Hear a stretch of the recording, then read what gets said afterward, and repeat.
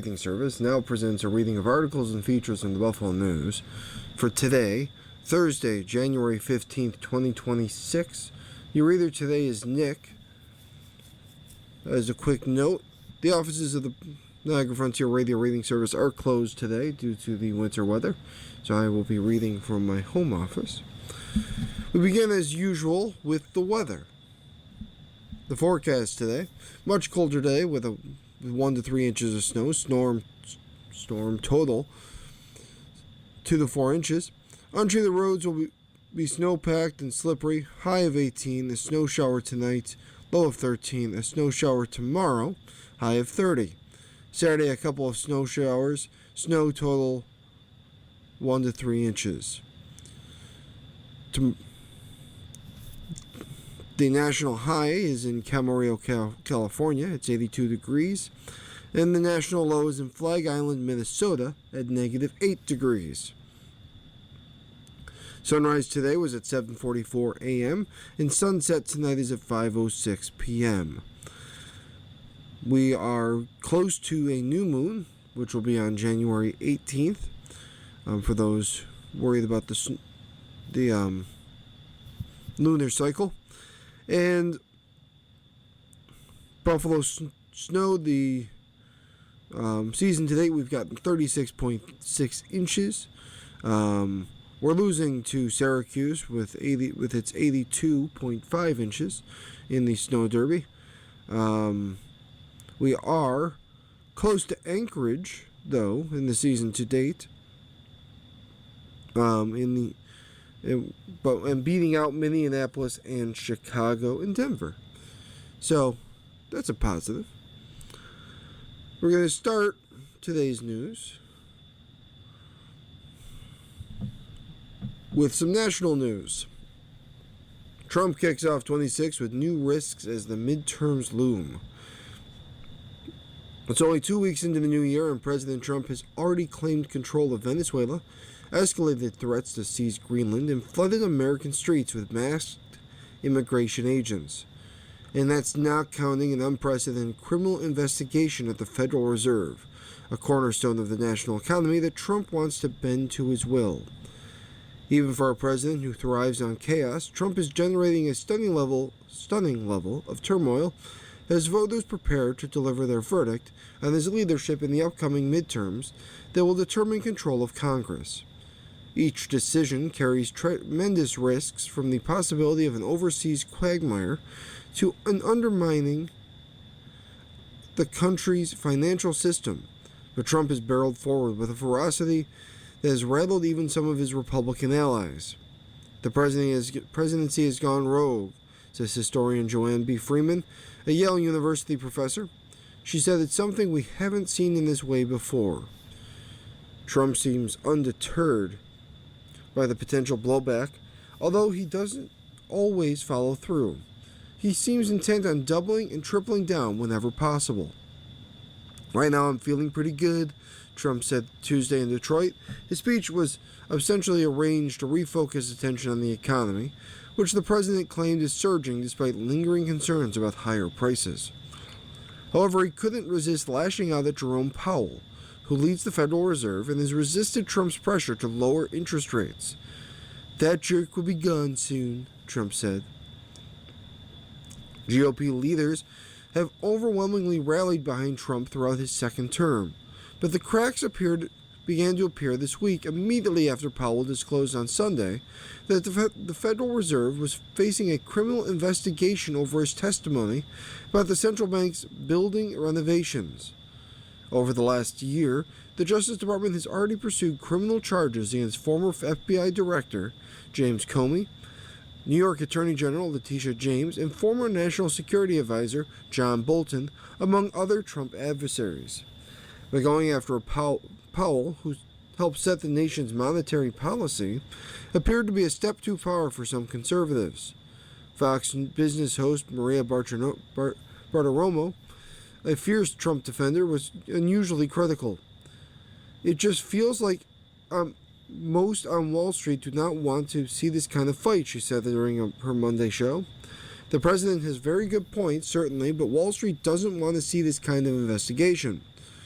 The Fed plays a key role in the economy by calibrating interest rates, which Trump insists should be lower. However, reducing the institution's independence could backfire and cause borrowing costs to increase instead. At the same time, Trump has decided to expand the United States' role in complicated foreign entanglements, a seeming departure from the America First foreign policy that he promised on the campaign trail. No move was more significant than the U.S. military operation earlier this month to remove Venezuelan President Nicolas Maduro and his wife from the country. In the months leading up to the attack, Trump frequently insisted he was targeting Maduro because of his role in the drug trade. He has quickly pivoted to portraying his move as an economic opportunity for the U.S. Trump has said the U.S. will start controlling the sale of some Venezuelan oil, and he declared that the South American nation will be run from Washington. Trump has also threatened the leadership of Cuba and Iran, while insisting that the U.S. will control Greenland one way or the other, a position that has raised questions about U.S. relations with European allies. Greenland belongs to Denmark, a NATO member. NATO becomes far more formidable and effective with Greenland in the hands of the United States, Trump wrote on social media on Wednesday morning. Anything less than that is unacceptable. Meanwhile, Trump's immigration crackdown continues to spark confrontations in American cities. Some have turned deadly, such as when a federal agent shot Renee Good, a 37-year-old mother of three in Minneapolis. Administration officials have said the Immigration and Customs Enforcement officer acted in self-defense, accusing Good of trying to hit him with her car. But that explanation has been widely disputed by local officials and others based on videos circulating online. The incident came after Trump dispatched 2,000 immigration agents to Minnesota, responding to reports of fraud involving the state's Somali community. On Tuesday, Trump said the administration was targeting thousands of already convicted murderers, drug dealers, and addicts, rapists, violent released and escaped prisoners, dangerous people from foreign mental institutions and insane asylums, and other deadly criminals too dangerous to even mention. The Trump administration's moves have created chaos, confusion, and uncertainty, said Cleveland Mayor Justin Bibb, who leads the Democratic Mayors Association. There's so much uncertainty across my city right now. The ICE raids in Minneapolis have really shocked the consciousness of many of my residents, and we're trying to do everything we can to calm that concern and quell those fears, Bibb said. But people don't feel like the world is getting better. People don't feel like the economy is getting better. Voters across the nation will have their next chance to weigh in on Trump's leadership at the ballot box in November, when Republicans hope to retain control of Congress for the last 2 years of the presidency. Democratic campaign officials in Washington are largely focused on the economy in their early political messaging. Most voters maintain a decidedly negative view on the issue, despite Trump's rosy assessment this week. Just 37% of U.S. adults approved of how the president is handling the economy, according to a January poll from the Associated Press NORC Center for Public Affairs Research. His economic approval, which was previously a strength, has been low throughout his second term. Donald Trump's visit to Michigan puts a glaring, unflattering spotlight on how he and the House Republicans have failed to address the affordability crisis, says Representative Suzanne DelBene, who leads the Democrats' House campaign arm. But some activists are frustrated that their party's leadership isn't focusing more on Trump's unprecedented power grabs. Ezra Levin, the co-founder of the leading progressive protest group Indivisible, said he expects Trump's actions to get worse as his second and final term nears its conclusion. Folks at the end of last year who thought he would become a typical lame duck and limp toward a midterm loss have a framework for understanding this moment that is drastically outdated, Levin said. Authoritarians don't willingly give up power. When weakened and cornered, they lash out. Trump has repeatedly insisted he's not only doing what voters elected him to do. He's only doing what voters elected him to do. Republican National Committee spokesperson Kirsten Pels, predicted that voters will reward the party this year.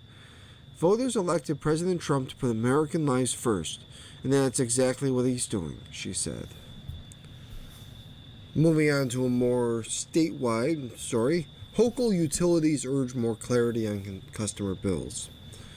Governor Kathy Hochul is calling for utilities to be clear about what customers are paying for in their bills. Some utilities say they agree, but for a different reason. They argue that there should be more transparency on how the cost of state mandates and climate change laws are driving up utility bills. As part of Hochul's State of the State agenda, the governor's office is directing the State Department of Public Service to review utility bills to ensure customers never foot the bill for inappropriate utility spending, including corporate advertising, fines, and certain legal fees. Some utilities say the state ought to be transparent about costs they are required to pass along to ratepayers. Greater transparency helps New Yorkers understand what is really driving affordability concerns, including unregulated energy spending, energy suppliers, and state-mandated fees, which together can account for more than half of a customer's bill and have nothing to do with investments in the poles, people, and wires that keep New Yorkers' lights on and homes warm, said Kimberly Harriman, Deputy CEO of Avangrid, the parent company of New York State Electric and Gas. We look forward to working with the governor and the legislature to shine a bright light on all the components and companies that contribute extensive charges and fees to every customer bill, Shea said. National Fuel Gas said it also favors greater transparency. We welcome efforts that help customers better understand their bills and cost drivers, the utility said in a statement. Our leadership team is committed to aligning company performance with customer value, ensuring that decisions prioritize affordability, reliability, and safety for the communities we serve. National Fuel said its delivery rates remain the lowest in the state and have risen far less than inflation, thanks to nearby Pennsylvania supplies. Customer bills remain significantly lower than the 2 decades ago. Energy bills have been rising sharply over the past year. National Fuel, under a rate plan approved by the State Public Service Commission in December 2024, raised its rates twice in 2025. Those hikes, National Fuel's first since 2017, increased the company's delivery charges by more than 26%. National Grid received PSC approval for a three-year rate agreement that will see the average customer's bill increase by a total of $25 a month by the end of the deal. NYSEG is seeking a one-year rate hike to increase a typical customer's electric bills by $33 per month, or 24%. In 2026, though it is also open to a multi-year deal to spread out the impact. It is said it needs to upgrade an aging system of power lines, substations, and electricity transmission materials as the demand for power is expected to rise. The New York Power Authority's board recently approved rate hikes mainly affecting customers of municipal and rural electric systems. In commentary last month, Justin Wilcox, executive director of the business advocacy group Upstate United, said state lawmakers should be upfront about their role in driving up utility bills. The reality is that they have been deflecting from is simple. The legislature has been adding billions of dollars in new mandates and climate-related spending to ratepayers through utility bills rather than through the state budget process, Wilcox wrote. Now that these costs are showing up as double-digit increases for many of their constituents, state legislatures are abandoning responsibility. Upstate United supports the Ratepayer Transparency Act. The legislation would create a separate category on utility bills for charges approved by the PSC that have a statewide impact. A focal point of the debate over energy costs is the state's climate law, officially called the Climate Leadership and Community Protection Act, that was signed in 2019. The law steers the state toward greater reliance on renewable energy and less dependent on fossil fuels. Environmentalists have called the law vital to combating climate change.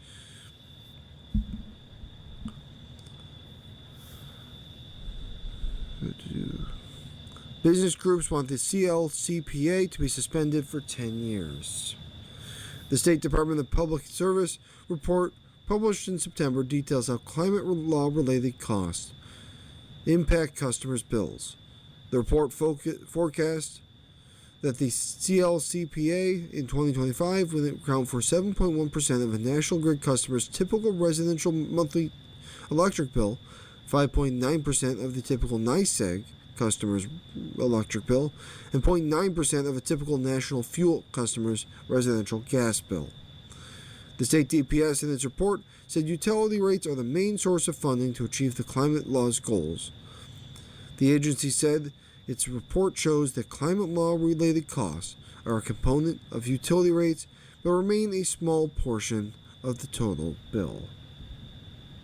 You're listening to a reading of the Buffalo News for today on your Niagara Frontier Radio reading service. The time now is about 16 minutes after the hour, and we're going to move over to the opinion page with our main editorial, Broken System.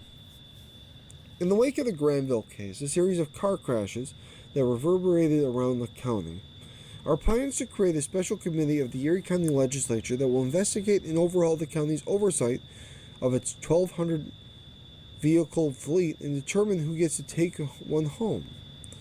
The committee might even figure out where some 365 vehicles are located and get them off the missing vehicle list. At $10 million per year in maintenance costs,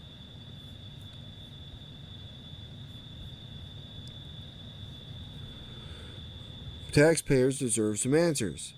That's where legislator Jeannie Vinal, Democrat of Amherst, comes in.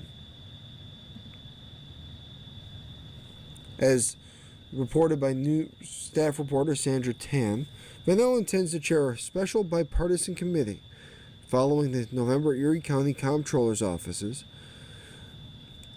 46-page audit that found numerous instances of a broken system. Even that strong wording puts the situation mildly. Besides the missing county vehicles from the county's centralized records, the audit cited apparent abuse of the county's gas filling stations, gross noncompliance with the vehicle use policies,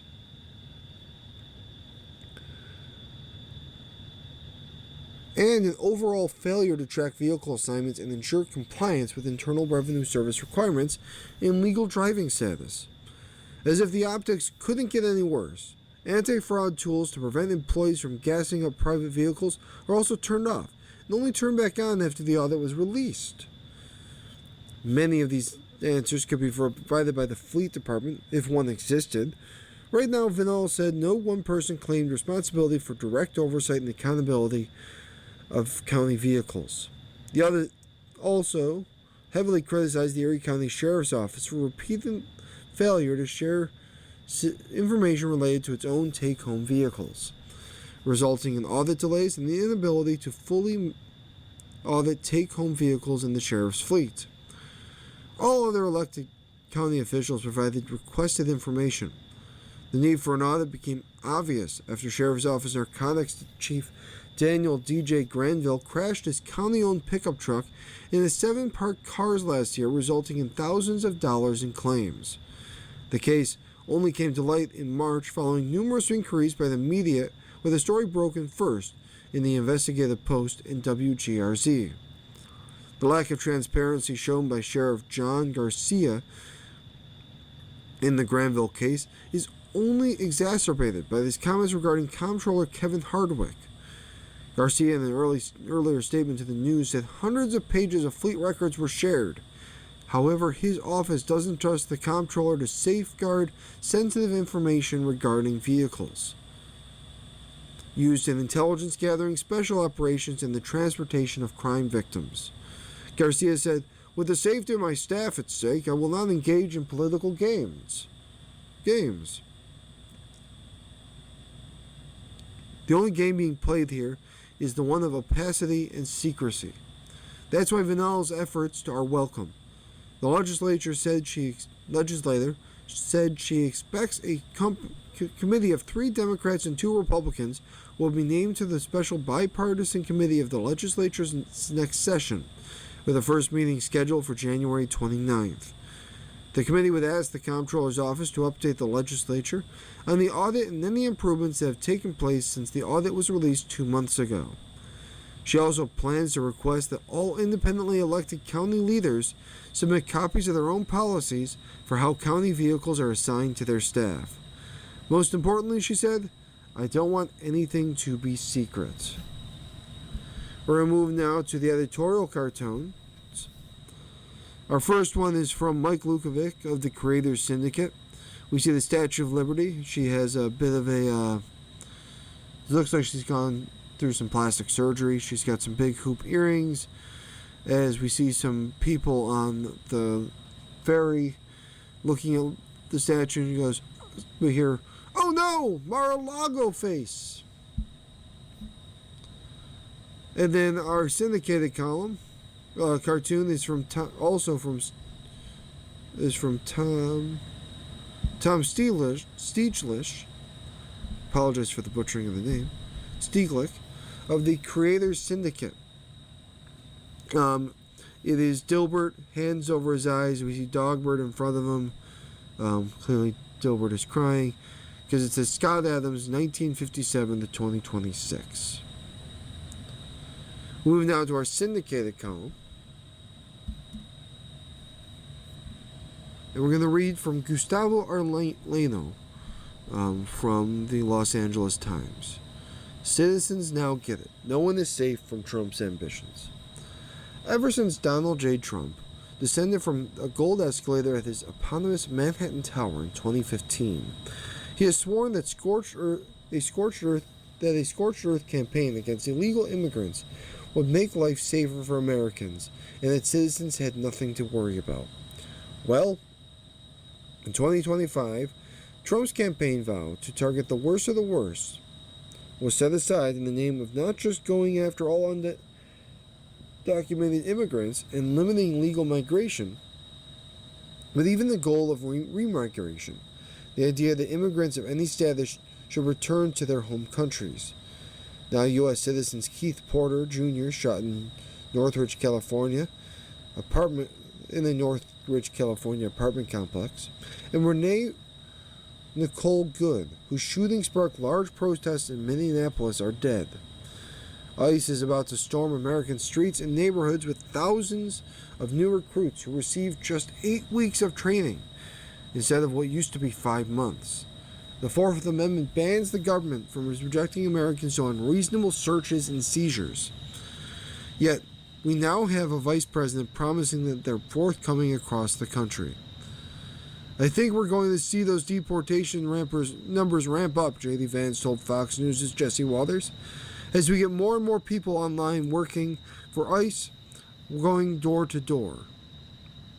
He repeated his boast the following day at the news conference, while adding that the killing of Good, shot while trying to drive away from an agent who stood in front of her SUV during an immigration enforcement operation, was justified, adding that the 37-year-old mother of 3 was brainwashed and radicalized in a very, very sad way. The beginning of 2026 now shows that those in the United States legally are targets for the too often Keystone Cops, like Eager Beaver, Trigger Happy, Federal Immigration Enforcement Force, I like to call La Migra. This isn't anything new. Since June, when ICE, Border Patrol, and their sister agencies used Los Angeles as a testing ground for what they have inflicted on the rest of the country. The government has treated citizens who dare oppose mass-scale deportations, veterans, Democrats, or Republicans, old and young, Latino and not, as an enemy of the homeland. Citizens have had their front doors blown out, have been hit with pepper balls for praying outside government facilities, been wrongly charged with assaulting agents, and have seen their identification papers dismissed as fake and as grounds for detainment. With the Trump administration's accelerated recruitment drive for immigration officers and rhetorical bloodlust, don't be surprised if these masked bizarro Barney Fifes knock on your door and demand to see your papers. In fact, expect it. The MAGA excuse for those caught up in La Migra's crackdown, the way to stay out of trouble, is to by avoiding it. Doesn't work when the trouble comes to you.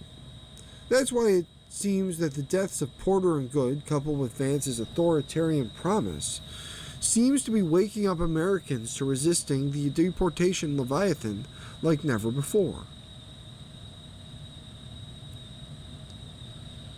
Anti-ICE protests are happening across the country this weekend. On social media, conservatives and libertarians who largely stayed silent on Trump throughout 2025 are criticizing him over Good's death and his administration's insults against her. Trump's approval rating has slipped since the start of his presidency, even among supporters, and ICE's out-of-control conduct is becoming a bigger and bigger factor. A YouGov poll conducted on the day of Good's killing found 52% of Americans surveyed don't like how ICE is operating, while the agency's approval rating has gone from plus 16% to minus 14% in a year, while the poll unsurprisingly splits on partisan lines. Democrats overwhelmingly oppose ICE. Republicans still think they're Trump's Hardy Boys. The independents who delivered the 2024 election to Trump oppose ICE's actions by a healthy majority. If he's losing the middle, he's losing America. Unless, of course, Trump goes full banana republic dictator and decides his regime isn't leaving office, no matter what. And honestly, would you be shocked if this administration tried to make its dream a reality? Every moment needs martyrs, and if the deaths of Porter and Good prove to American citizens that permanent residents once and for all that they're not safe from ICE, then their deaths weren't in vain. That's why the Trump administration and its lackeys are straining so hard to slime Good's name, because they know the public isn't having its lies. Their smear doesn't have the same effect that they used to. Thankfully, just look at what happened recently with Grok, Elon Musk's AI creation on X. You have to take what it digitally blurts out with a grain of salt. Grok once started calling itself Mecha Hitler, and spewed anti-Semitic conspiracies after an update that Trump swore improved it significantly. But considering that what Grok did when the billionaire Trump enabler tweeted of Good, she tried to run people over, when asked whether it would have authorized lethal force based solely on this video's evidence. Even Musk's creation, even Grok, replied, while noting that ICE's claims differ, based on descriptions from multiple sources, it shows the vehicle moving slowly backward and forward without clear evidence of attempting to ram officers. Under objective standards, like the Supreme Court decision, Graham v. Connor, which requires an imminent threat for deadly force, I would not authorize lethal force solely on this footage. I guess even Grok is capable of calling out Trump world's nonsense when it sees what millions of other people across the U.S. have seen with their own eyes. Your reminder, you're listening to a reading of today's Buffalo News on the Niagara Frontier Radio Reading Service. The time now is about 29 minutes after the hour, and we continue with our opinion page. This is from Matt K. Lewis, also of the LA Times. Brand new political fault lines in 2026 are already forming. That escalated quickly. We're barely into 2026, and events are already unfolding that could meaningfully reshape the political landscape. The death of Nicole Good, a 37-year-old mother and U.S. citizen who was shot and killed by an Immigration and Customs Enforcement agent in Minneapolis, on January 7th, has potential to shake the political landscape in ways reminiscent of George Floyd's killing in 2020. The Trump administration initially claimed Good weaponized her vehicle in an act of domestic terrorism, an account that appears to be contradicted by video evidence. whether the incident escalates into a broader political reckoning or fades from public attention, may determine its lasting effect on President Trump's popularity and his immigration policies. Meanwhile, Trump's decision to invade Venezuela and capture then-President Nicolas Maduro remains controversial even among some of his fans. The attack drew immediate criticism from Marjorie Taylor Greene, Tucker Carlson, and Laura Loomer, with Carlson and Loomer going so far as to float the claim that Maduro's ouster was really about imposing gay marriage on Venezuela. But this schism isn't limited to former House members, podcasters, and conspiracy theorists. Inside the administration, the balance of power appears to be tilting away from the non-interventionists and toward the hawks, at least for now. The current beneficiary of this shift is Secretary of State Marco Rubio. As recently as last month, J.D. Vance, who has generally staked out an anti-interventionist posture, seemed like Trump's obvious heir. Now Rubio's stock is up. Not to say Rubio is anywhere near being Trump's clear successor. Venezuela could disappear from the headlines as quickly as it arrived, or it could go sideways and dominate headlines for years or decades.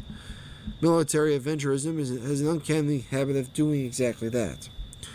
If Venezuela turns into a slow-motion disaster, Democrats will reap the benefits, as will the GOP's America First contingent. But January hasn't just presented a possible touchstone for Republicans. Democrats have been hit with their own challenge, too. The Minnesota fraud scandal, which has already pushed Democratic Governor Tim Walz out of a re-election bid. During the past 5 years, parts of Minnesota's Somali diaspora became entangled in alleged fraudulent activity, reportedly submitting millions of dollars in claims for social services that were not actually rendered. The details are complicated, the implications are not. The fact that the scandal involves the Somali community makes it even more combustible. Fair or not, it provides ready-made ammunition for those eager to stoke racial resentment, the scattered refugee policies, and turn bureaucratic failure into an indictment on Democrats. The fallout extends well beyond Minnesota. Kamala Harris has been signaling interest in another presidential run, and Walz was her VP pick, by the vice presidential pick in what was already a truncated and awkward campaign. That decision alone won't sink a future bid for her, but it certainly doesn't strengthen her already dubious case that she has exceptional political judgment. More troubling for Democrats is the fear that Minnesota is the tip of the iceberg. Walz's exodus was sparked by a right-wing YouTuber who started doing some sleuthing, brought attention to years-old investigations by the Walz and Biden administrations. Other influencers are already promising similar exposés elsewhere. Right-wing podcaster Benny Johnson, for example, has announced plans to descend into California, declaring it the fraud capital of the world. Governor Gavin Newsom returned fire with a vicious Trump-like retort, demonstrating once again why he became the Democratic frontrunner in 2025. Newsom's Twitter rejoinder aside, it's not crazy to think that the Democrats' recent momentum could be squandered if it turns out more of these scandals exist and have been ignored, downplayed, or worse, covered up. It's risky to describe anything in modern politics as a turning point, because each week reliably produces something that eclipses the last outrage. Still, the opening days of the new year already feel consequential. Seeds have been planted. Whether they mature is the question. And we're going to read from another voice. This is written by Kevin W. Simpson. Church has shrank from larger public discourse. When churches step back from public life, civil space does not remain empty.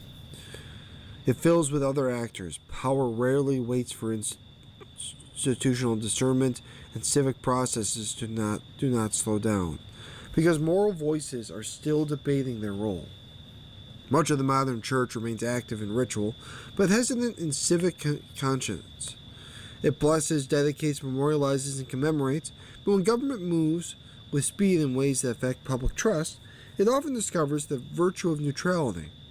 That neutrality is not humility. It is access management. Silence becomes a strategy for remaining acceptable to power. The result is a civic imbalance. The government moves quickly because churches refuse to move at all. Buffalo's history offers a reminder of how different things once were. For decades, churches served as informal stabilizers in neighborhoods, cooling conflict, anchoring community organizations, providing an ethical ballast to civic decisions. They do not need to endorse candidates to matter. Their presence alone broadened the horizon of what counted as the public good. When the stabilizing function retreats, civic life accelerates, but not always with deliberation. New York recently revealed this tension when a special election was scheduled for February to fill a vacated legislative seat. The timeline satisfied statutory requirements, but it compressed the window for public engagement. Competent self-governance requires time for citizens to understand what is being decided in their name. We recognize this in other domains. Banks do not approve mortgages overnight. They spend 60 to 90 days verifying, analyzing, and underwriting, not to create inconvenience, but to prevent error. When democratic decisions are treated with less seriousness than financial risk management, citizens are right to question judgment. The church does not need to enter electoral contests to serve the public. But it cannot pretend that silence carries no consequences. In a democracy, absence is not neutral, and retreat is not harmless. If faith communities still believe they hold a responsibility to justice, then they cannot act as if the civic spaces around them are none of their concern. And this was written by Kevin W. Simpson of Buffalo. He is an independent observer of New York's civic and governmental landscape. We move now to the business section. And food companies targeting users of weight loss drugs. Meals and snacks with the GLP-1 friendly labels on the packaging are becoming more common in U.S. supermarkets as a growing number of Americans try obesity drugs like Wegovy and Zepbound to lose weight. But the labels aren't regulated by the U.S. Food and Drug Administration, unlike the popular medications themselves. Dietitians say people taking GLP-1 drugs need to read ingredient lists and talk to experts about what nutrients they need and do not need. A drug does not educate you on how to eat properly, said Susie Badaracco, a registered dietitian and president of the food trends forecasting firm Culinary Tides. You're not magically going to be educated without a doctor's help to eat healthy. Nutritional needs of GLP-1 users aren't that different from those of the general population, said Shannon Christian, a dietitian and diabetes educator with UC Health University of Colorado Hospital. The difference is that GLP-1 users eat less because the drugs suppress their appetites, so the foods they do not need to be packed with nutrients. Foods that they do eat need to be packed with nutrients, Christian said. They can expect to eat around 50% less than they ate before they started taking the medications, she said. Every bite needs to be nutritious, Christian said. Protein helps GLP-1 users maintain muscle mass as they lose weight. Christian said she generally recommends that patients eat to 30 grams of protein per meal and 1.2 grams per 2.2 pounds of body weight daily. Samantha Sinal Shaw, a registered dietitian at Ohio State University's Wexner Medical Center, said GLP-1's users should try to meet the U.S. Department of Agriculture's recommended daily amount of fiber, which is around 14 grams for every 1,000 calories consumed. Fiber is important for everyone, but is particularly helpful for GLP-1 patients because constipation is a frequent side effect of the medications, she said. It's easy for GLP-1 users to get hydrated since the drug may block the body's thirst signals. Fresh fruits and vegetables provide hydration, said Badaracco. And patients should also drink water throughout the day. GLP-1 users should avoid meals and snacks that are deep fried, high in sugar or saturated fat, and spicy or acidic, since those foods can worsen side effects and work against weight loss efforts, Snashall said. Nestle targeted GLP-1 users when it launched its Vital Pursuit frozen meal brand in the fall of 2024. The company didn't use a GLP-1 friendly label at first, but added one to the packaging after customers reported that a label would help them identify products that met their dietary needs. According to Jennifer Barnes, Vice President of Brand Marketing for Nestle's frozen meals. Sales have been brink, and the company is adding new meals to the lineup, Barnes said. She said the products have broad appeal. 77% of Vital Pursuit sales are coming from households where no one is using GLP-1 drugs. Conagra Brands added to a GLP-1 friendly label to 26 of its Healthy Choice frozen meals in early 2025. The Smoothie King chain has a GLP-1 support menu, while several meal kit brands cater to patients like Factor's GLP-1 Balance. Both Conagra and Nestle got approval from the U.S. Department of Agriculture's Food Safety and Inspection Service to use GLP-1 friendly labels. The USDA said it granted approval because the labels are accompanied by statements about protein and fiber content that aren't misleading. But the USDA reiterated that there's no regulatory standard for the term GLP-1 friendly. We continue in the business section with the story about the housing market. Housing market still in the sales slump. The U.S. housing market slump dragged into its fourth year in 2025 as sales remain stuck at a 30-year low, with rising home prices and elevated mortgage rates keeping many prospective home shoppers out of the market. Sales of previously occupied U.S. homes totaled 4.06 million last year, essentially flat versus 2024 when sales sank to the lowest level since 1995. The National Association of Realtors said Wednesday, without rounding the figure, sales last year were slightly lower than in 2024. As told, existing U.S. home sales have declined on an annual basis since 2022. The median national home price for 2025 rose 1.7% to $414.4 thousand, the NAR said. Annual sales have been stuck close to 4 million since 2023, with well short of the historic norm of 5.2 million. 2025 was another tough year for home buyers, marked by record high home prices and historically low home sales, said Lawrence Yun, NAR's chief economist. However, in the fourth quarter, conditions began improving, with lower mortgage rates and slower home price growth. The U.S. housing market has been in a sales slump dating back to 2022, where mortgage rates began to climb from pandemic-era lows. The combination of higher mortgage rates, skyrocketing home prices, and a chronic shortage of homes following more than a decade of below-average construction have left many aspiring homeowners priced out of the market. The Trump administration has floated proposals aimed at easing the affordability crisis, including a 50-year mortgage, a ban on large investors buying houses, and a bid to lower mortgage rates by spending $200 billion to buy mortgage bonds. Yet some economists believe the proposals would have minimal impact. The average rate on a 30-year mortgage was around 7% a year ago and remained elevated for much of the year until late summer. The average rate closed out the year at 6.15%, according to Freddie Mac.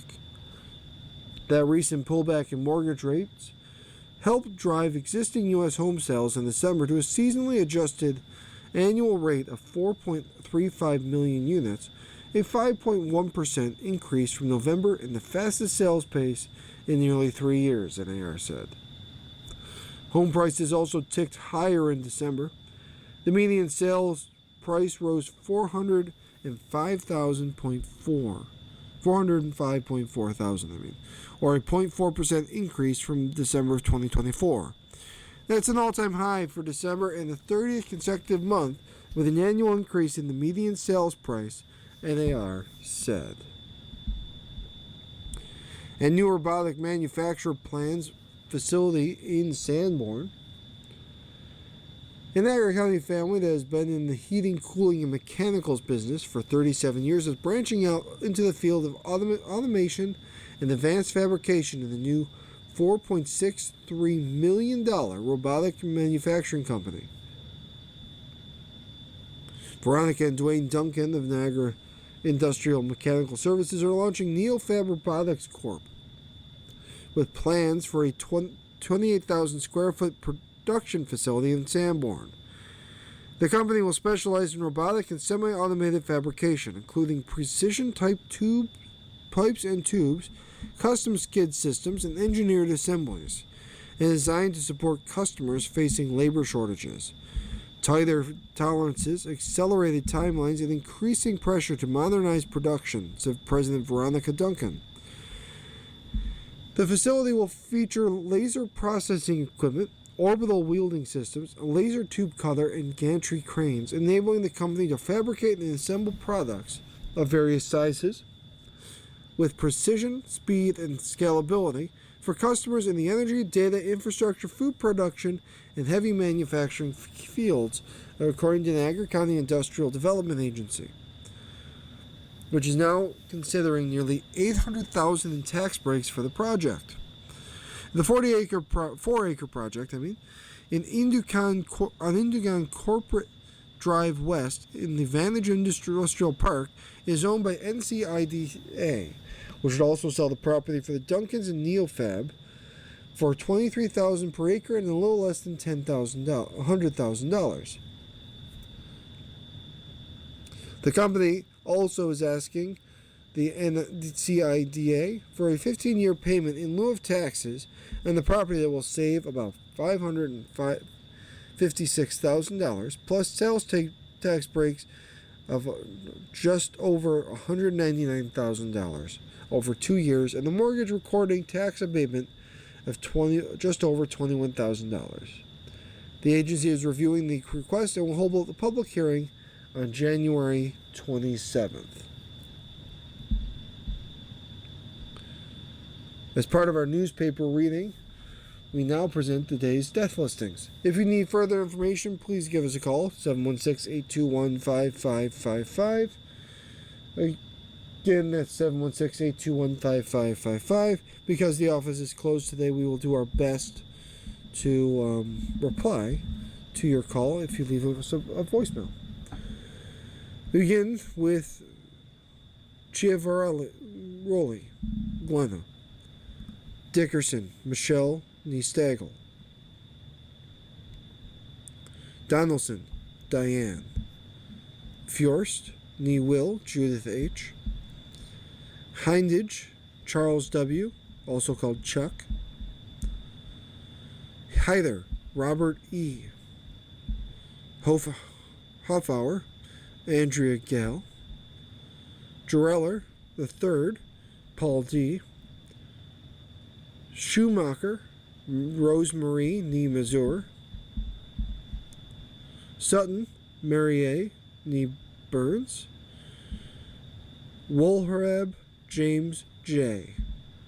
Our national obits today are from Claudette Colvin, 86, helped spark civil rights movement. Mark Bronovich, 59, he's an Arizona Attorney General amid election fraud push. And T.K. Carter, 69, veteran actor who transcended genres. A reminder, if you need further information on any of these names, please call us at 716-821-5555. Again, that's 716-821-5555. Over to a lighter note, we move over to the horoscopes. The Royal Stars by Georgia Nichols. A reminder, all these are for entertainment purposes only. They have no reliable basis in facts unless they sound really good to you, in which case, go with it. Happy birthday. Today for Thursday, January 15, 2026. You are idealistic, public-spirited, and empathic. You aspire to perfection and intuitively sense what is right and wrong. This year, you will reap the benefits of all your hard work. The stars show a kind of day you'll have. 5 is dynamic, 4 is positive, 3 is average, 2 is so-so, and 1's going to be a difficult day. Aries is 4 stars. They're from March 21st to April 19th. A parent, boss, or someone in authority might do a favor for you today, or give you a gift of some kind.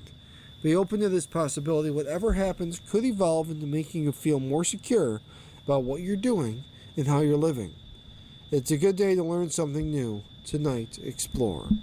Taurus is 4 stars. They're April 29th to May 20th. Surprise opportunities might fall into your lap today. This is also a very romantic day. You might strike up a flirtation with someone different. Tonight, check your finances. Gemini, May 21st to June 20th. 3 stars. Keep an eye on your banking and financial transactions because something unexpected could impact them. Very likely it will be to your benefit. Tonight, listen and cooperate. Cancer, June 21st to July 22nd. This one's 4 stars. There's a surprising aspect to your relationships or friendships today, so be on your toes. Something unusual might happen that pleases you. Tonight, get organized. Leo, July 23rd to August 22nd. It's 4 stars. This is a playful, fun-loving day, which is why you want to socialize or do something different. You're always ready to accept responsibilities that relate to any task that you're doing. Tonight, socialize. Virgo, August 23rd to September 22nd. It's 5 stars. Something surprising or exciting might happen today. You might get an invitation to socialize. You might meet someone new and different who's unusual. Tonight, relax at home. Libra, September 23rd to October 22nd. It's 4 stars. Something unexpected might please your family.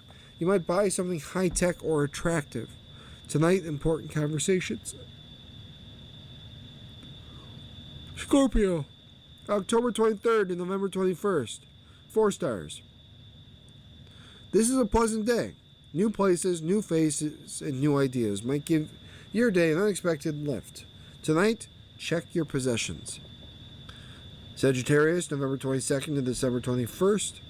4 stars. Today the moon is in your sign, which gives you a slight edge over everyone else. Tonight, you win. Capricorn, December 22nd to January 19th. 4 stars. Find some quiet time today to take a breather. Nevertheless, social occasions might make sudden demands on your time, especially if you feel you must respond out of courtesy. Tonight, seek privacy. Aquarius, January 20th to February 18th. It's 4 stars. A secret love affair or a flirtation might happen today. A discussion with a female friend or a member of a group, apologies for the yawn, could impact your future plans. Tonight, talk to a friend. Pisces, February 19th to March 20th. It's 4 stars. It's a popular day. Unexpected flirtations and encounters with others will make this a pleasant, fun-loving day for you tonight. You've noticed. A reminder, astrological forecasts should be read for other entertainment only. They have no reliable basis in facts unless they sound really good and make your day, in which case, go for it. Today in history, on this date, in 1559, Elizabeth I was crowned Queen of England and Ireland in Westminster Abbey.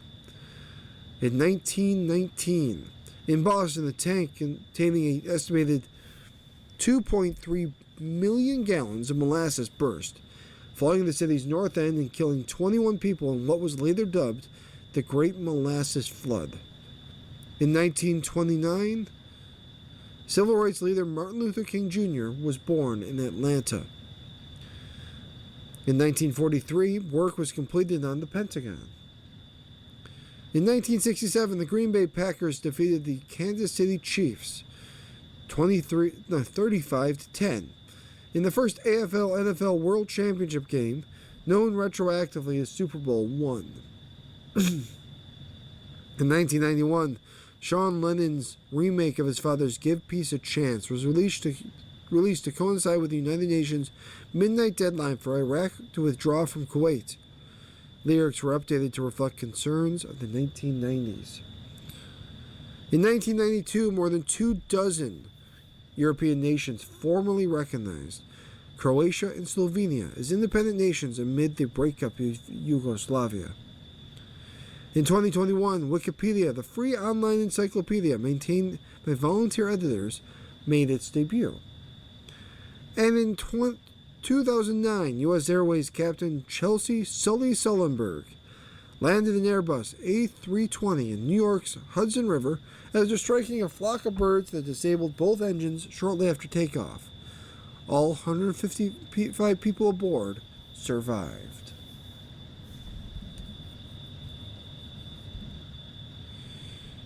Quick thing from the political notebook: occupational health workers reinstated. The Trump administration is reversing its deep staffing cuts to the National Institute of Occupational Safety and Health, reinstating hundreds of employees. Department of Health and Human Services spokesperson Andrew Nixon confirmed the reversal in an email Tuesday. NIOSH conducts or funds most research into U.S. workplace health and safety. Among other duties, the agency's scientists are responsible for evaluating the risk of new chemicals, testing and certifying the effectiveness of N95 masks, and administering the healthcare program for 9/11 responders and survivors. Last April, HHS has informed staff plans to terminate around 90% of NIOSH's roughly 1,000 employees. The next month, Secretary Robert F. Kennedy Jr. told lawmakers they had brought back 328 of those slated for termination. You're listening to a reading of the articles from the Buffalo News for today, Thursday, January 15th, 2026, on your Niagara Frontier Radio reading service. We'll return for more readings after a short break. Your reader today is Nick. Thanks for listening.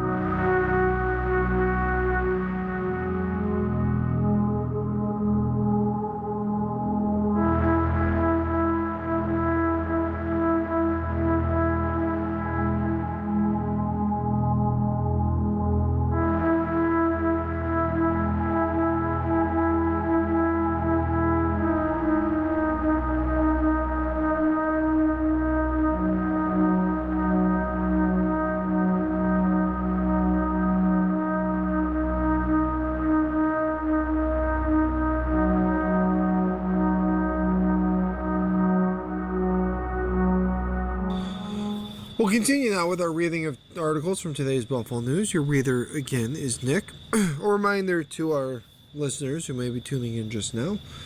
The offices of the Niagara Frontier Radio Reading Service are closed due to the winter weather that is in effect.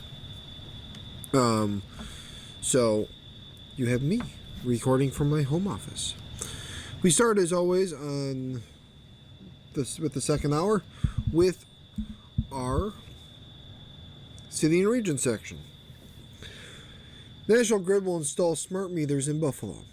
National Grid this month will expand its rollout of electric smart meters to its 121,000 customers in Buffalo, giving homeowners and business owners new ways to track their energy use and spending.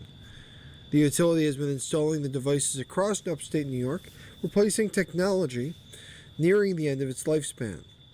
Customers can use their smart meters to track their energy use in nearly real time. Through a portal they can see where they can conserve energy, said Ken Kojawa, National Grid's regional director. The hope is that the more information that we put in front of our customers relative to their energy consumption, the better decisions they're going to make when it comes to running appliances in their house. Making sure that they're being smart consumers of energy, he said. The new technology will also enable National Grid to immediately identify where power outages happen, providing operational benefits for the utility. Smart meters communicate wirelessly with National Grid's control centers through a secure network. Replacing the older technology with a smart meter won't cause customers' bills to rise, Kojawa said. We're not seeing any significant issues with bill complaints or anything along those lines, he said. The nice thing is that the customers' meters will continue to be read every month by National Grid. National Grid is trying to avoid the headaches the New York State Electric and Gas experienced in 2024 when the utility was installing smart meters for its customers in the Buffalo-Niagara region. NYSEG faced claims from some customers that the new meters were driving up their bills. NYSEG insisted that was not the case, instead saying it was switching to generating bills based on customers' actual electricity usage, instead of an estimate. The utility said weather, supply costs, and customer usage were likely factors in the increases. It takes about 10 minutes for a worker to remove the old meter and install a smart meter. If the old meter is inside the customer's home, as is the case in many city residences, an appointment will be needed for an employee to get access to it. The meters will be installed by a combination of crews from National Grid and Utility Partners of America. National Grid has about 543,000 customers in its 11-county Western Division, and has installed smart meters in about 25% of those customers so far. The utility has installed over 1 million smart meters across upstate New York and is aiming to complete its Western New York installations in 2027. Customers can opt out of their smart meter, but they will have to pay a monthly fee of $15.45 or about $185 a year. Kojawa said that this is to cover the cost of sending an employee to a residence to read a meter, since the current system involving vehicles reading signals from the street will go away. Around the state, less than 1% of National Grid customers have opted out of smart meters. In a bid rigging alleged in Marina Award, the effort to get a new operator in place for the Erie Basin Marina and adjacent restaurant spaces has hit a snag after the restaurateur cried foul on the process for selecting a new contractor. Yvette Applewhite, owner and operator of Eva Lynn's Kitchen, accused city employees of engaging in a bid steering and bid tailoring scheme to award the contract to operate the marina and adjacent restaurant spaces to a predetermined bidder in the city's request for qualifications process, which took place late last year. Applewhite, in comments to the Common Council during Tuesday's Finance Committee meeting, City officials rushed the process and gave the winning bidders advance knowledge of the coming changes, while also making them aware that they won the bid before publicly announcing the results. This is a textbook definition of bid steering, suppression of competition, Applewhite said. But Southern District Council member Christopher Scanlon, who was acting mayor during the period in question,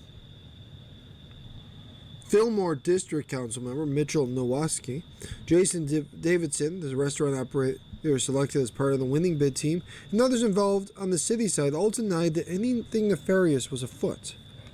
We quickly put an RFP out because we want to make sure someone was in the place well before the season comes, Scanlon said. And from my understanding, and I was kept up to date throughout the process, everything was done on the up and up. Davidson, who runs the Terrace and Liberty Hound restaurants, both at city-owned properties, said he had been through the public bidding process for restaurant operations many times, and there was nothing unusual about this request for qualifications. If we had a leg up, it's just because we have the experience there, he said. We know how to go about it, and we know what they were looking for in the selection process. Applewhite had entered into an agreement with the previous operator of the restaurant, of the former William K's restaurant space, Angelo Canna Jr., over the summer and worked to prepare the restaurant while booking events. In September, she began regular weekend operating hours and had since booked out private parties through February. She had no written agreement with Canna, but had paid him rent and was current with all bills related to their agreements. Canna could not be reached for comment. In November, according to Applewhite's comments and the document detailing her account submitted to the council and shared with the news, Applewhite heard the news city was planning to terminate the contract with Canna and detailed and emailed Department of Public Works Commissioner Nolan Skipper to try to formalize an arrangement with the city, but never heard back. The next day, the city issued a request for qualifications within a 13-day window to reply, including weekends and Thanksgiving. The city later amended the timeline to allow for more time to respond after she sent emails saying that the marina operating partners she was courting told her they were interested in applying but could not conduct their due diligence in that time frame. While Applewhite and her group did submit an application, she maintains that the shortened time frame and advance notice for the winning bidders, which she said her group knew of through her communications with the winning group, are signs of bad tailoring or writing the request for qualifications in a manner meant to favor the winning group. The only scenario in which that makes sense is that there was a designed for a specific pre-identified bidder who was given advance notice. Nowakowski, who has been advocating for a change in operators at the marina, sympathized with Applewhite, but laid the blame squarely at the feet of Canna. The arrangement with Applewhite itself was outside the scope of his agreement with the city, which was terminated last year.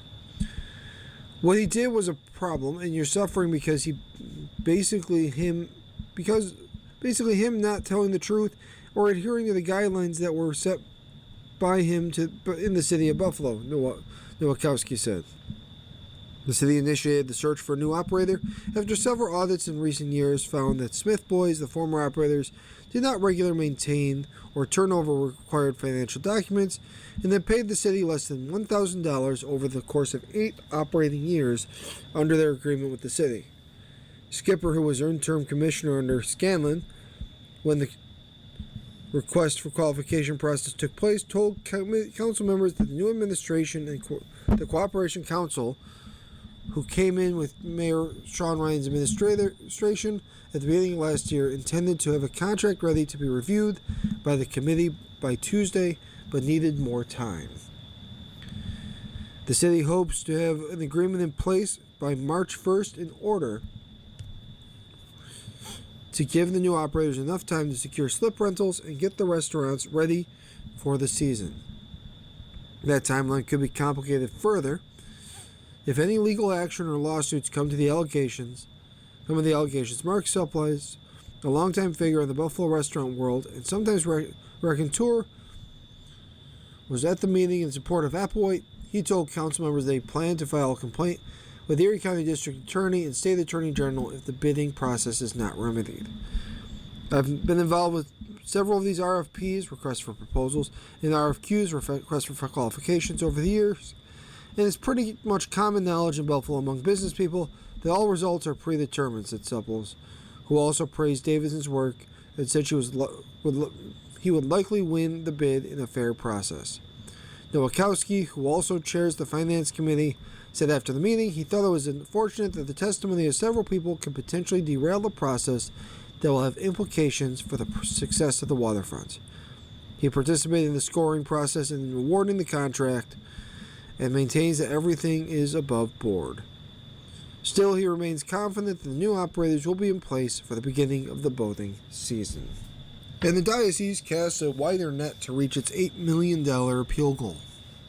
Catholic Charities of Buffalo, among the largest human service agencies in Western New York, has for decades given aid to area residents without regard to their faiths or backgrounds. To provide many of its services, the agency relied primarily on the generosity of tens of thousands of area Catholics who donated to the annual Catholic Charities Appeal. But leaders of the appeal effort are now calling on all residents, not just Catholics, to join in the support.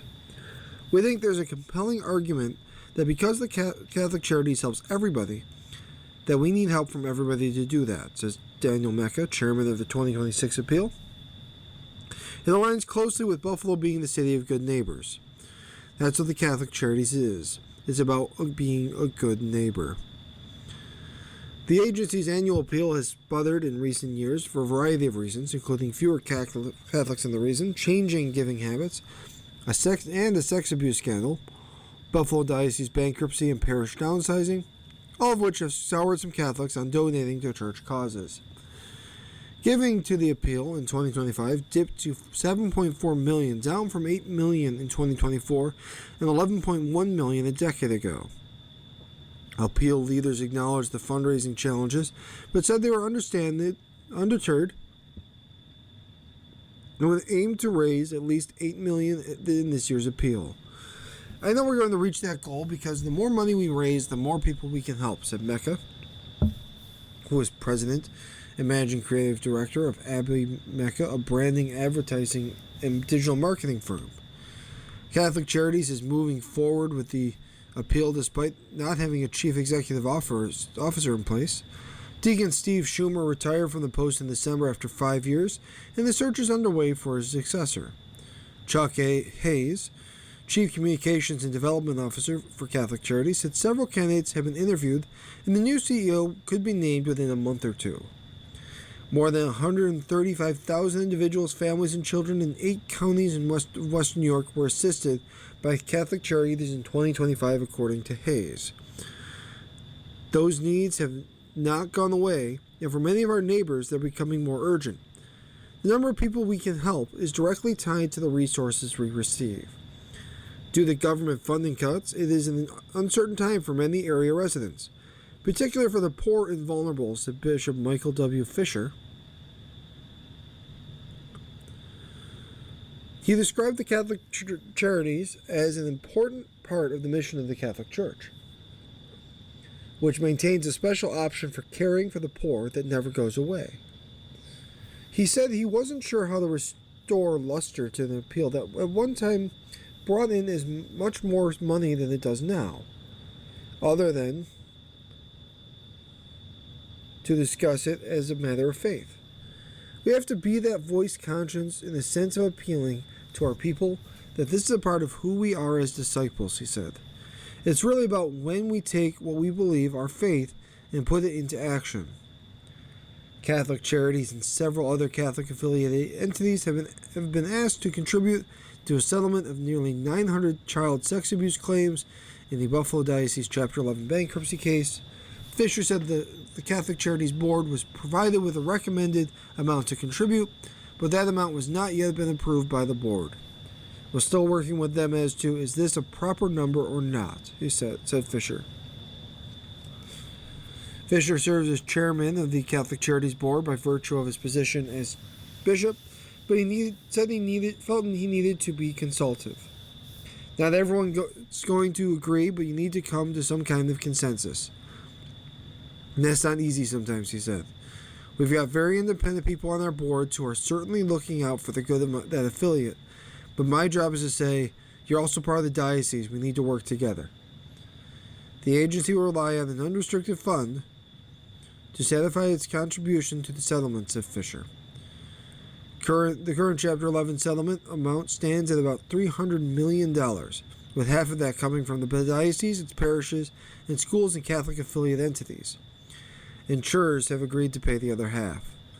Obviously, we need a lot of money with this settlement, said Fisher, but the monies going to the appeal will not be used toward the settlement. A reminder, you're listening to a reading of today's Belleville News on the Niagara Frontier Radio Reading Service. The time now is about 15 minutes after the hour, and we move now to the sports section. And we begin with the Sabres. Sabres center, doesn't matter where Ostulin fits in the lineup. The Sabres play tonight at 7 p.m. at KeyBank Center. It's also airing on MSG on TV and Radio 550. They're versus the Montreal Canadiens. Doesn't matter to Noah Ostlund. The Sabres forward has played in two different lines with four teammates in 12 of 13 games. Ostlund has worked with center Josh Norris and right wing Alex Tuch on the third line. A line that's known for a combination balance and the balance of scoring and his defensive capabilities. He centered the fourth line in 3 of the last 4 games, with right wing Jordan Greenway and right wing Beck Malenstein. A line known more for its ability to wear down an opponent's primary scoring lines. Ostlund is becoming more well-rounded by playing on 2 different lines, with very different responsibilities. It's also giving him more of an incentive, so that he can do the job wherever he plays in the lineup. It's 2 different types of players, and I want to play my game and be reliable, said Ostlund, who has 7 goals and 5 assists and is plus 7 in 32 games. The Sabres face the Philadelphia Flyers at 7:30 p.m. Wednesday at KeyBank Center, the third game of a 5-game homestand, and Ostlund said his confidence and ability to play in a different area of the ice have improved. He's also gotten more time possessing the puck. Ostlund didn't play in that 4-3 loss Monday to Florida, but was expected to return to the lineup Wednesday. I'm not the biggest guy, so I didn't get to play in the game, said Ostlund, who was listed at 5'11", 180 pounds. But I'm happy to be back and want to contribute. Sabres coach Lindy Ruff said the plan is to move Ostlund up in the lineup, a move that can maximize Ostlund's versatility. He can play at center and wing, he can kill penalties, and he has gotten minutes on the power play. He fits almost wherever we put him, Ruff said. He's a good defender. He can play a fourth line role. He can also add a bit of the offensive touch to these guys on the fourth line at the same time. Ostlund skated with center Norris and right wing Josh Doan in Tuesday's practice at KeyBank Center after centering the fourth line with Greenway and Malston. Ostlund brought skill to a line defined by its size and physicality. Greenway is a 6'6", 231-pound, and Malston is 6'3", 209. Began Wednesday tied for 8th in the NHL in hits, 147, with Philadelphia's Garnet Hathaway. They win a lot of pucks back, Ostlund said of Greenway and Malston. They're physical, they win a lot of battles. Ostlund also skated with Norris and Tuch for 9 games. From December 14th, a 3-1 win at Seattle, to January 3rd, a 5-1 loss at Columbus that ended the Sabres' 10-game win streak. He scored 6 points, 4 goals, 2 assists, and 12 shots on goal, and a face-off percentage of 55.6%, 10 wins and 18 losses. Ostlund didn't score any points and had 3 shots on goal on the fourth line, with Greenway and Malston, but the line's primary face-off specialist. 6 wins. His 27.3 face-off percentage, 6 wins, 16 losses, leaves room for improvement, But at center on the fourth line, Austin learned the value of faceoffs in the scheme of a game. Just to start with a puck, it's a huge difference, Austin said. I want to improve on that, but it's definitely going to keep moving. Keep improving, definitely. The Sabres shuffled their line during the second and third period of a loss to Florida as Zach Benson moved from the Sabres' second line to its top line with Tage Thompson and Doan during the second period, swapping him for left winger Peyton Krebs. A day later in practice, Benson skated at left wing with Thompson and Chuk of the top line. Jason Zucker and right center Ryan McLeod and right wing Jack Quinn. Oslin at left wing with Norris and Doan, and Krebs centered Greenway and Malliston. Only 9 skaters and goalies, Ukko-Pekka Luukkonen, who was in the starter's net, and Colton Ellis participated in an optional morning skate Wednesday at KeyBank Center. But Ruff explained some rationale behind juggling the lines, particularly after the Sabres went through a stretch of 13 games with a nearly static lineup, particularly on the top line. Last year through, we've had an incredible run where lines have stayed the same, Ruff said. Inside the games, the lines have changed a little bit. They may even change once we get into the game against Philly. Sometimes a matchup you don't like inside the game, so you move a piece around. But sometimes when you put pieces together that haven't been together for a while, that spurs some energy from different players. Ruff said Josh Doon, middle body injury, will be out for a period of time. And indications were that the center could be out of the lineup for 4 to 6 weeks. Dunn, however, is not expected to undergo surgery. Bowen Byram took part in the morning skate after the defenseman didn't practice Tuesday for personal reasons. Michael Kesselring, lower body injury, participated in Wednesday's optional skate at KeyBank Center, but the defenseman was not scheduled to return to the lineup against Philly unless it's in an emergency basis, and will be evaluated again before a 7 p.m. game Thursday against Montreal. And there's this thing happening on Saturday. You may have heard of it, about the Bills. They're playing a game, some game called football. So we're going to talk a little bit about the Bills. Bills Coleman looks to step up against Broncos. Sean McDermott didn't mince words about Buffalo wide receiver Keon Coleman, but the head coach also expressed trust. He, along with others, needs to step up and confident he will, McDermott said Thursday of Coleman, and he's moving in the right direction. You saw the production.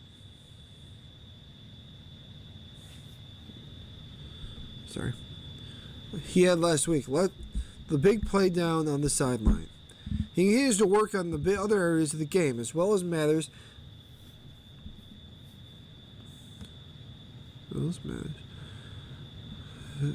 Just as much as catching balls. So his growth is going to be important for us down the stretch here. The Bills will need Coleman this week as they go up against the Denver Broncos. As things stood on Wednesday, Coleman was one of 3 healthy receivers on the active roster, joining Khalil Shakir and Brandon Cooks. Receiver Curtis Samuel Elbow remains on injured reserve, though he was a full participant in practice Tuesday and Wednesday. The Bills officially placed Tyrell Shavers, knee, on injured reserve on Wednesday, where he joins Gabe Davis, knee, and Josh Palmer, ankle. Coleman had 1 catch for 36 yards in the win over the Jaguars on Sunday. The reception came on 2nd and 10 and moved the Bills to the Jacksonville 8-yard line. Coleman called it a routine play, but the Bills scored 3 plays later, so it was Coleman's only target of the game. Overall, Coleman had 38 catches and 59 targets this season for 404 yards and 4 touchdowns. Close to a quarter of the production came in week 1, when he had 8 catches on 11 targets for 112 yards and a touchdown in the win over the Ravens. Coleman was inactive 4 games this season, once for disciplinary reasons and 3 times as a healthy scratch. But Coleman believes he's handled those moments well, that he's learned from them, And now he's ready to go. There's only one type of pro. Either you're pro or you're not, Coleman said. So I feel like I'm a pro. Coleman doesn't view it as if he has anything to prove to outsiders. I don't see it as a sense of that, he says. I know what I can do. That hasn't changed. The plays I can make haven't changed, so I just be myself. Do what I'm supposed to do and do my job. For Saturday, Coleman is looking at it as just another football game, while McDermott is saying Coleman needs to step up. Offensive coordinator Joe Brady took a slightly different approach, one that he applies to all of his players. I don't need Keon to do any. Don't need to see Keon do anything besides be Keon Coleman, Brady said Monday. I say that to him every week. Just continue to grow within the system, on and off the field. He made a big play Sunday. Josh Allen trusted him in that situation. It's just like anybody in the playoffs. I don't need anybody to be extraordinary. I need anybody to do anything outside of just be themselves. Just do their 1/11th in the job, and everything will take care of itself. Coleman thinks that because wide receivers work at each other's jobs, that there won't be much slack, even without premier blocking receivers like Shaver and Gabe playing Sunday. While Coleman has missed some time, Allen still thinks he has strong rapport with the second-year receiver. I think chemistry is there, Allen said. Guys need to step up, and that entire room has to find ways to pick up the slack where we're not going to have it, from Shaves and Gabe, and 5, Palmer. But guys need to step up and make plays, and I have full confidence in that group. Still, Allen has said he's seen Coleman take strides this season. I think he's grown a lot, just understanding what's being asked of him, not just as a football player, but as a teammate and as a professional, Allen said. I think he's learned a lot and has been able to take it in stride. He hasn't gotten mad or anything like that. He's kept his head down, worked extremely hard, and made some plays the past few weeks, and it's really good to see. But it's like we talked earlier. We're not going to need more of it. Cooks is a 12-year veteran, has seen during his short time in Buffalo what Coleman is capable of and how he's still improving. Man, I think his continued growth since the moment I got here, the way he's just showed up early. He sharpened his blade, getting more and more detail, Cook says. The guy can play, I tell you that right now. And so his ability to continue to just grow professionally has been awesome. You know what I mean? And every single time that he gets an opportunity, he takes advantage of it. That's all you can do. You continue to just grow from there.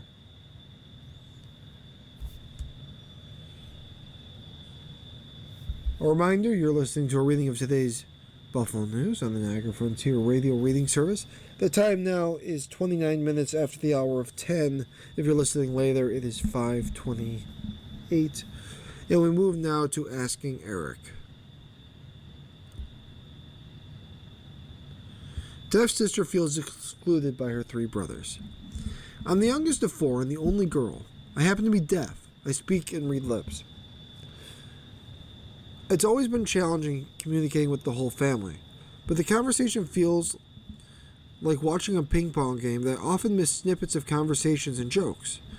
My oldest brother got married to a woman who has a teenage daughter. They have bonded with my youngest brother who has 2 teenage sons. The 2 families travel often together. My youngest brother is the only one who invites me along, but it happens later in the planning process. I have a family too, with kids who are a little older than the teenagers. I hear nothing from my oldest brother and his wife. This has been going on for a few years now, and I feel excluded from my own family. I've often felt like saying something, but not sure what the point is. It's hard enough being the only girl and having a disability. What do you think I should do? Signed, Left Out. Dear Left Out, within a family, different pairs of siblings often have different dynamics. That's normal. But from your letter, it's clear that this dynamic between your brothers is bringing you pain. A bold pain. For that reason, it's a good idea to talk to your younger brother about the relationship you'd like to have. Go into it using I statements and trying to focus on solutions. It's not your job to fix everything or anything, but the conversation will be more productive if you go into it knowing what you'd like to be different. For instance, if you'd like him to include you earlier in the planning process of vacations, you can ask him for that. If you'd like to take your two families on a trip together, you can ask for that too. What is your relationship like with the fourth sibling? Is that something on which to build? As for the older brother, it may be helpful to think about what you'd like from that relationship first. Would you like to be in more regular contact? Have you reached out? It may be that this isn't the relationship that serves either one of you right now, which is okay. But by reframing it or accepting it for what it is, you may start to see the family differently. The family isn't your two brothers, with you on the outside. Your family is all four of you and your families. Your two brothers' time together is one aspect of your family's larger dynamic, but you can also have the power to cultivate the relationships within your family that nourish you. Dear Eric, for a long time, as I can remember, my older sister has emotionally abused me. Her comments about my weight were partially hurtful to me. I'm not model material, but I'm not fat. She has criticized everything about me, such as the way I dressed, the way I walked, my choice of music, pets, and friends, and food. I've let this go on for far too long, and would like to tell her how hurtful she's been to me over the years. But I know she will either say, I don't remember saying that, or you're too sensitive. I would like to get some closure on this, but at the same time, I don't want to look like I've been holding a grudge all this time. Am I right for confronting her? Or am I just overthinking it? Signed, Sister Situation. Dear sister, it can be so frustrating and hurtful to get responses like the ones you're anticipating from your sister. Sometimes closure doesn't mean everyone agrees on every detail of the past. Indeed, that rarely happens, but closure can mean an acknowledgement of feelings and awareness that there is something broken in the relationship and the shared desire to build a healthier relationship moving forward. From what you've written, I'm not certain that the latter version of closure is likely either. It's not impossible, but your sister needs to be in a different place than she is currently for a conversation to be fruitful. So it'll be helpful to first work on closure internally. Talk to a therapist about the relationship and hurt you've experienced. It will be helpful to have someone listen to you without judgment.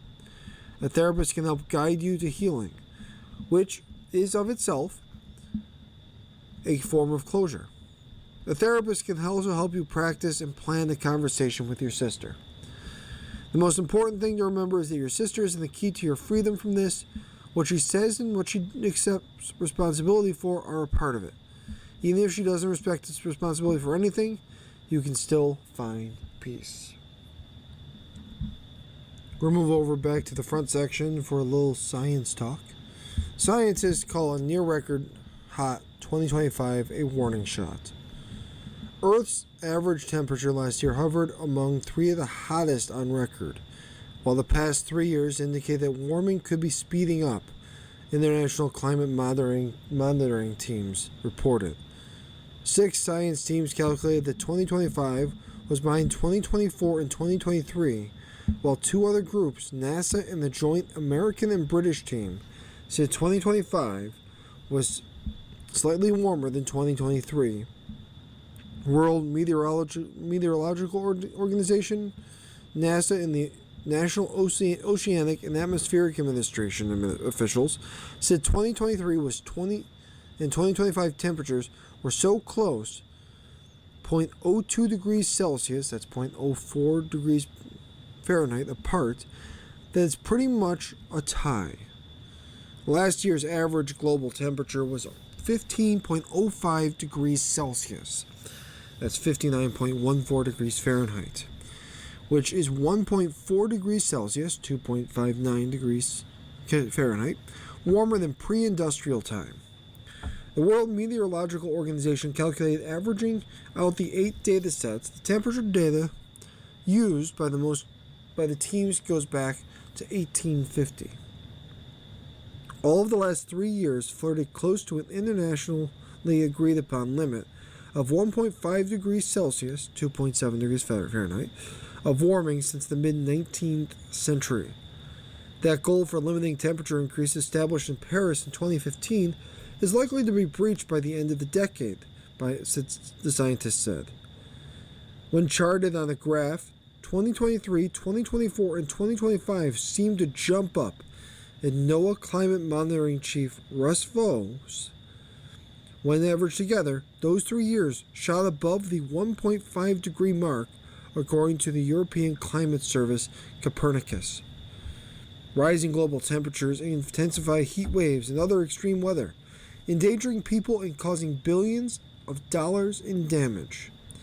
The weather monitoring teams warn that the 2025 temperature increase is a dangerous sign of worsening storms, heat, flood, and fires.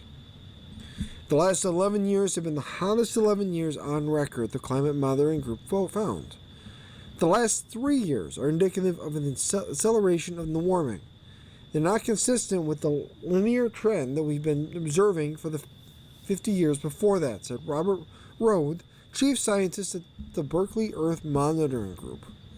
While Rode said nearly all of the warming is coming from human-caused emissions of greenhouse gases, the past 3 years' temperatures had a boost from a combination of less soot pollution from ships that normally had a cooling effect, peak solar activity, and perhaps a 2022 underwater volcano eruption.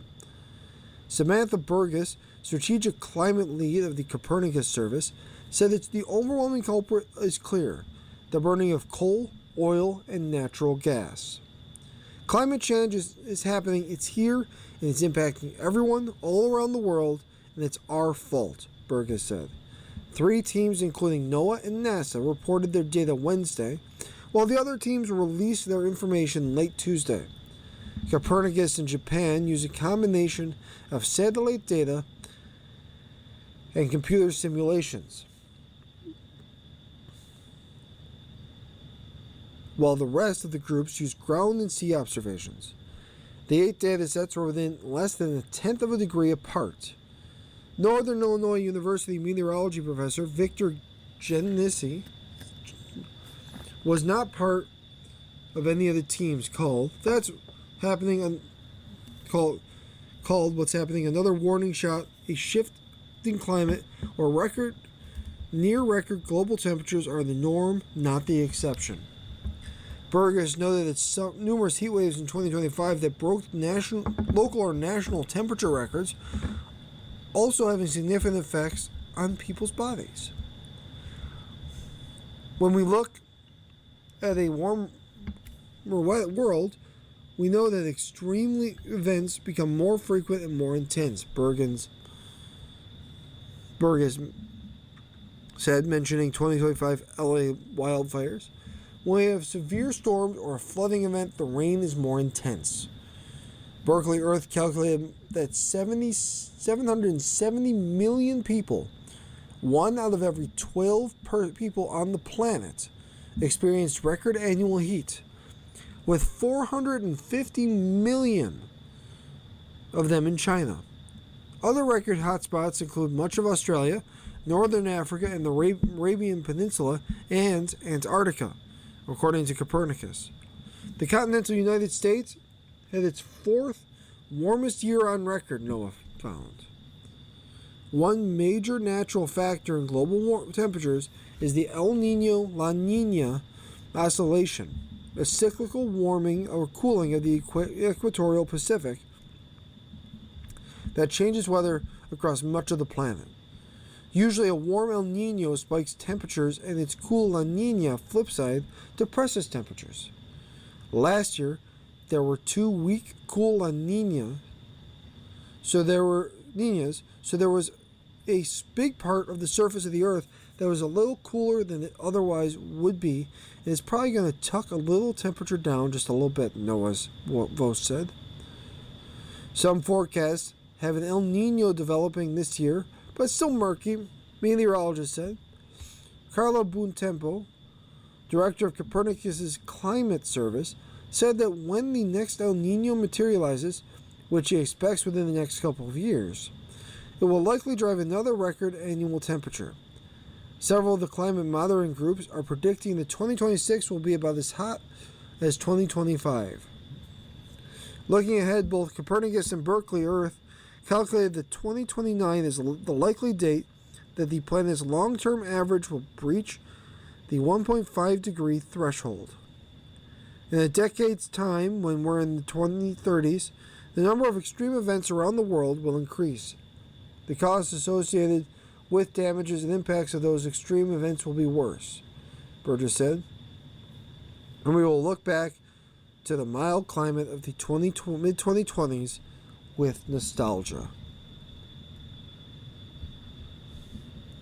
And the state's OK privacy laws curb readers of license plates. As part of its deportation efforts, the Trump administration has ordered states to hand over personal data from voter rolls, driver's license records, and programs such as Medicare, Medicaid, and food stamps. At the same time, the administration is trying to consolidate the bits of personal data held across federal agencies, creating a single trove of information on people who live in the United States. Many left-leaning states and cities are trying to protect their residents' personal information amid the investigation, the immigration crackdown, But a growing number of conservative lawmakers also want to curb use of surveillance technology, such as automated license plate readers that can be used to identify and track people.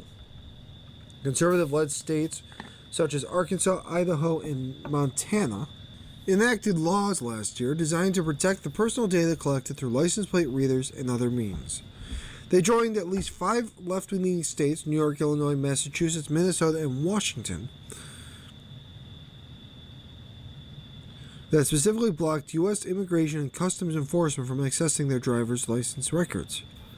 In addition, Democratic-led cities in New York, Colorado, Illinois, Massachusetts, North Carolina, Texas, and Washington last year terminated their contracts with Flock Safety, the largest provider of license plate readers in the United States.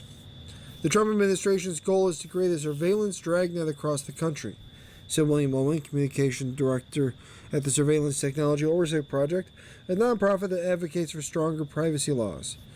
We're entering an increasingly dystopian era of high-tech surveillance, Owen said. Intelligence sharing between various levels of government, he said, has allowed ICE to sidestep sanctuary laws and co-opt local police databases and surveillance tools, including license plate readers, facial recognition, and other technologies.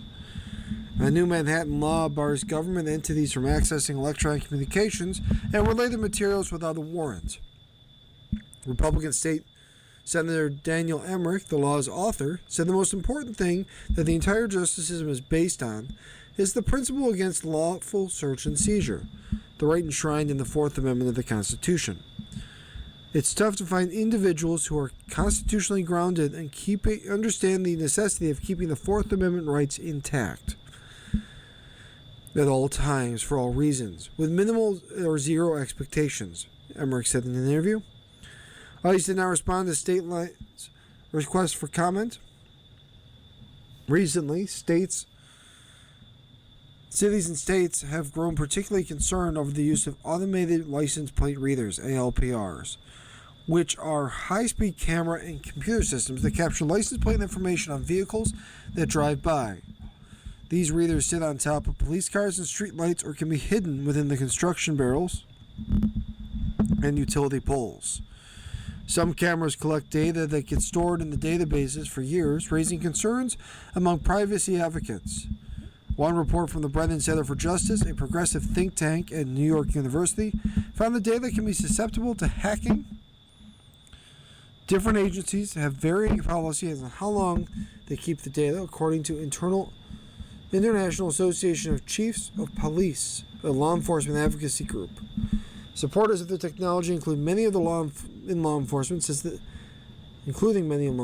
the technology is a powerful tool for tracking down criminal suspects. Flock Safety says has cameras in more than 5,000 communities and is connected to more than 4,800 law enforcement agencies across 49 states. The company claims its cameras conduct more than 20 billion license plate reads a month. It collects the data and gives it to police departments, which use the information to locate people. Holly Boline, a spokesperson for Flock Safety, told Stateline that while there are local police agencies that are working with ICE, the company does not have a contractual relationship with the agency. Bellin also said that many liberal and even sanctuary cities continue to sign contracts with Flock Safety. She know that the cameras that have been used to solve some high-profile crimes, including identify and leading police to the man who committed the Brown University shooting and killed an MIT professor at the end of last year. Agencies and cities are very much able to use this technology in a way that complies with their values, so they do not have to share data out of the state, Boline said. But critics, such as the American Civil Liberties Union, say that Flock Safety's cameras are not only giving every small town police chief access to an enormously powerful driver surveillance tool, but also that the data is being used by ICE. One news outlet, 404 Media, obtained records of these searches and found that many were being carried out by local officers on behalf of ICE. Last spring, the Denver City Council unanimously voted to terminate this contract with Flock Safety, but Democratic Mayor Mike Johnston unilaterally extended the contract in October, arguing that the technology was a useful crime-fighting tool. The ACLU of Colorado has vehemently opposed the cameras, saying last August that audit logs from the Denver Police Department show that more than 1,400 searches have been conducted for ICE since June of 2024. The conversation has really gotten bigger because of the federal landscape and the focus not only on immigrants, and the functionality of ICE right now, but also on the side of really trying to reduce or eliminate protections in regards to access to reproductive care and gender-affirming care. Anya Robinson, the public policy director of the ACLU in Colorado. When we erode rights and access for a particular community, it's just a matter of time before that erosion starts to touch other communities. Jimmy Monto, a Democratic city councilor in Syracuse, New York, led the charge to eliminate Flock's safety contract in his city. Syracuse has a very large immigrant population and a very large new American population. Refugees have been resettled and have been resettled here, so it's a very sensitive issue, Monto said, adding that license plate readers allow anyone reviewing the data to determine someone's immigration status without a warrant. When we sign a contract with someone who is collecting data on the citizens who live in the city, we have to be hyper-focused on exactly what they're doing, while also giving the police departments the tools they need to solve homicides, right, Monto said? Certainly, if license plate readers are helpful in that way, I think the scope is right. But we have to make sure that that's what we're using it for, and that the companies that we are contracting with are acting in good faith. We're going to go up north for our next story. Canada's Carney shoring up shaky relations with China. Canada's Prime Minister Mark Carney arrived in Beijing on Wednesday night, beginning a 4-day visit designed to repair floundering relations between the two nations as Canada looks to develop ties with countries other than the United States. It's the first visit of a Canadian leader to China in nearly a decade. Carney will meet with Premier Li Qiang. I apologize if I'm butchering that name. His counterpart is head of the government, and Chinese President Xi Jinping. We will double non-U.S. trade over the next 10 years. That means we are cognizant of the fact that the global economic environment is fundamentally changed and that Canada must diversify its trading partners, Canada's Foreign Affairs Minister Anita Anand said in Beijing after she arrived with Carney. Chinese state media has been calling on the Canadian government to set a foreign policy path independent of the United States, what it calls strategic autonomy. Canada has long been one of America's closest allies, geographically and otherwise, but Beijing is hoping that President Trump's economic aggression and now military action against other countries will erode that long-standing relationship.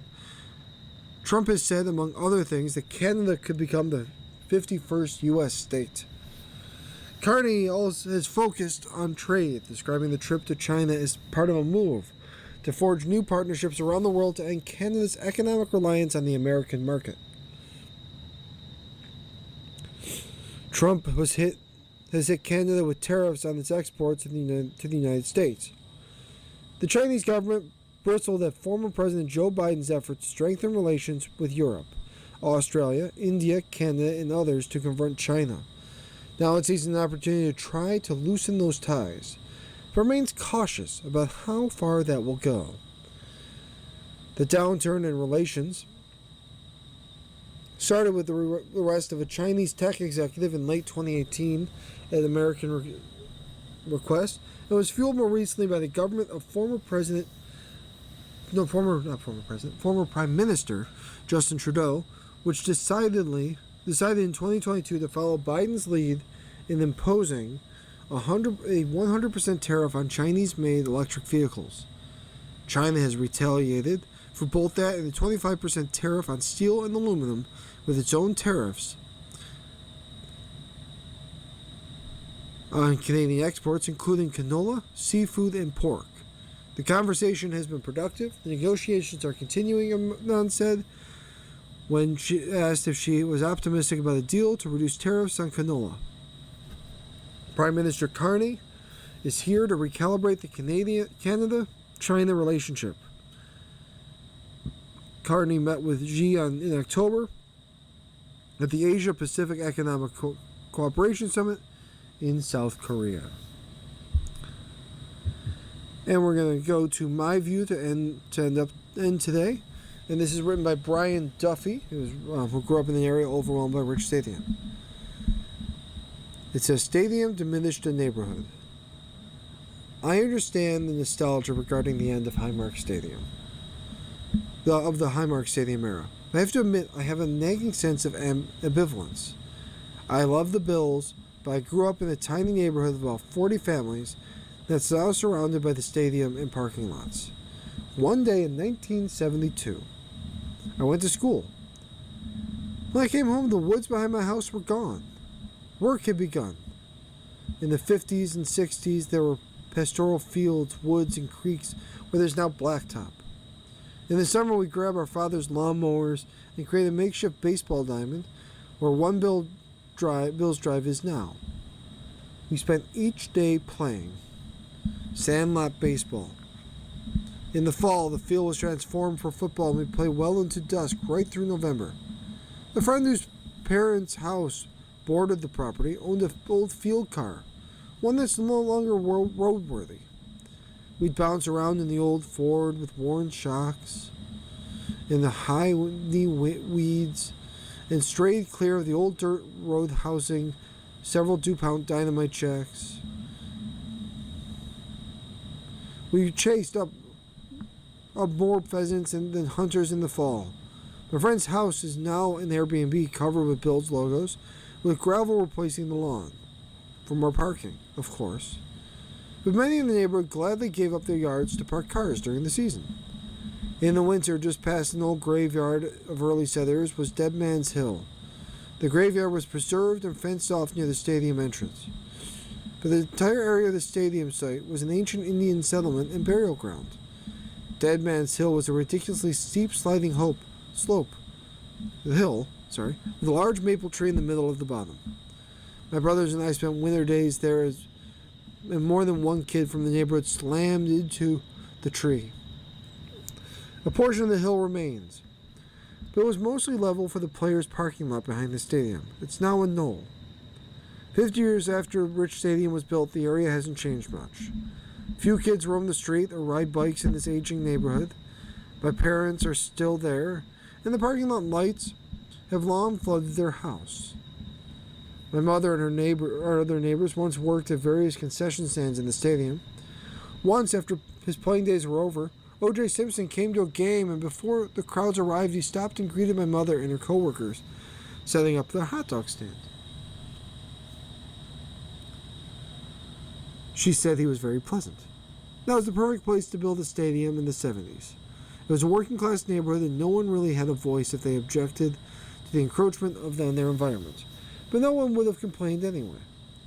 The neighborhood is now surrounded by blacktop. Where once the stadium looked out of place, now the tiny blue-collar neighborhood appears as an insignificant relic. And coming soon, the opening of a new behemoth. This one looms over the neighborhood and probably changes wind patterns from the lake. Maybe there will be less snow to shovel. I love the games and the concerts I attended over the years, but I always felt had the feeling of guilt or resentment or both while in the facility. I played football there before the Bills showed up. Well, sorry. But hey, I can say I played football there before the Bills showed up. I should make sure his text is correct. You've been listening to a reading of articles and features from the Buffalo News for today, Thursday, January 15th, 2026. We read the Buffalo News live on weekdays and Sunday mornings. It's at 9 a.m. and rebroadcast at 4 p.m. For more information, call us at 716-821-5555. Your reader has been Nick, and I thank you for listening.